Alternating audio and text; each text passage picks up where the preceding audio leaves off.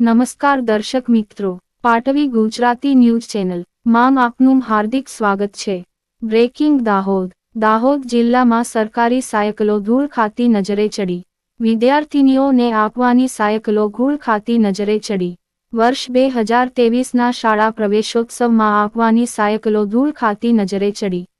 મામા સાહેબ ફડકે સરકારી કુમાર છાત્રાલયના પ્રાંગણમાં ધૂળ ખાતી નજરે ચડી। લાખો રૂપિયાના ખર્ચે ફાળવેલી સાયકલો સરકારના જવાબદાર અધિકારીઓ દ્વારા આપવામાં ન આવતા રોષ। અહેવાલ રિપોર્ટર ઇમ્તિયાઝ ઘાંચી સિંગવડ, દાહોદ જિલ્લો। નમસ્કાર।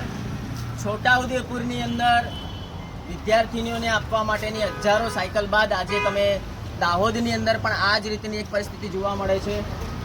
મામા સાહેબ ફડકે સરકારી કુમાર છાત્રાલય દાહોદ, આવો તમને બતાવીએ। હજારોની સંખ્યામાં આ સાયકલ જો અહીંયા ધૂળ ખાઈ રહી છે। આ જંગલ જેવું ગાં સુધી નીકળ્યું છે, જ્યાં સુધી તમારી નજર પડે ત્યાં સુધી આ હજારોની સંખ્યામાં સાયકલો છે।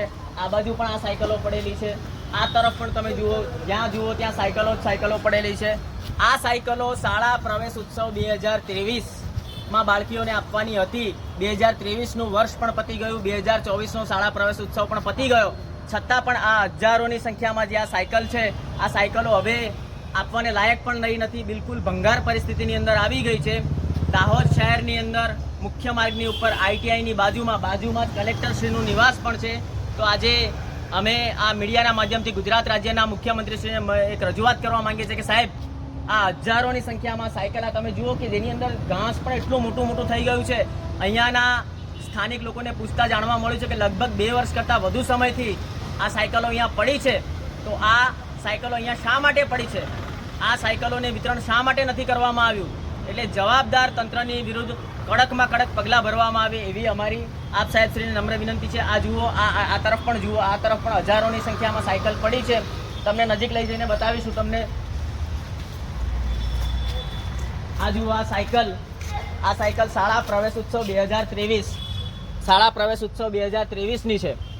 શાળા પ્રવેશ ઉત્સવ 2023 એટલે 23નું આખું વર્ષ પતી ગયું, 24નું આખું વર્ષ પણ પતી ગયું।